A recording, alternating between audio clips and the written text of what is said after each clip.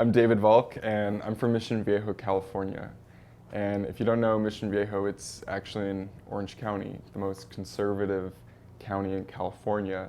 Today I'm a community organizer in Miami, Florida. I work for Saved Aid.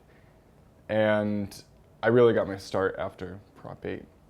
At the time I was a college student, and I was not involved in the Prop 8 campaign, but after it passed, I really got involved.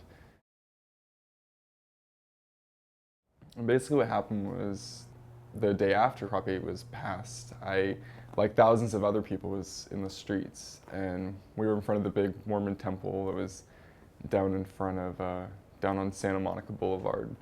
And I think I was most impressed by just the sheer number of people that were flooding into the streets. People started marching around the temple, which was kind of interesting, and but with so many thousands of people, in one place, it got riled up, and people started to break away. If you're familiar with Los Angeles, Santa Monica Boulevard is one of the major arteries in West LA, and with thousands of people marching down the street, moving onto Westwood Boulevard, it was just complete chaos. At the time, I was just an observer, and I had my camera with me, and I remember seeing something in particular that really struck me. A young man went up to a car.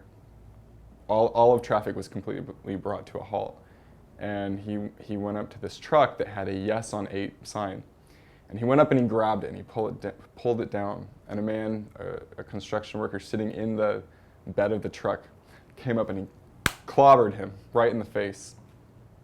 And I remember seeing just the blood just flowing out of his face and thinking, holy shit, like I can't believe that this is happening, and it's happening right now. This is happening right here. We're only a few blocks from UCLA, and it's incredible. After that happened, I rushed to the front of this protest and wondering who is in charge? Who are the people that would call upon the people to amass and to take over the streets of Los Angeles? And the reality was that there was no one in charge. There was no leadership. And it kind of paralleled the actual Prop 8 campaign. The people who were in charge were kind of silent and calling upon people to do things and backing away.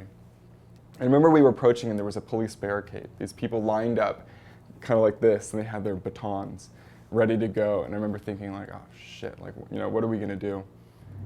That's when something really interesting happened. There were these kids, and they were maybe 13 or 14 years old, on skateboards.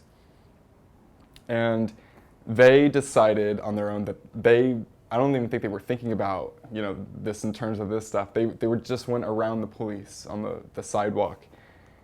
And because of that, an entire group of people were able to follow them and to go around the police. And because of that, the police then had to move. The barricade had to break apart, and now to protect the people who were in the street. And I don't think that those 14-year-old kids will ever know the power that they had that day, but because of them, this entire movement of people, of about 3,000 people, was able to continue moving. So we started to ascend Wilshire Boulevard now, and I remember looking back, and I still had my camera rolling, and I was just so impressed by what was happening. And I knew that this was important and that this was big. And I remember thinking to myself a couple things. One, that sometimes the most powerful people in an action are not the most obvious players, that there are people who have a certain power that you can't easily see. And I think that people today should know that they have the power to make a difference that can move an entire group of 3,000 people, and you might not even know that you have that power. So you have to be involved, you have to be engaged. And the other thing that really impressed upon me was, as we continued to move up the hill and traffic was completely brought to a stop, and the sun was setting and the lights of cars, the headlights, were starting to come on, and it made a path of light, and you could see all the 3,000 people marching up this hill. And I think everyone had that same feeling that I did, which was, my God, like, if we can do this, we can do anything. And that's how I got started. That's my story.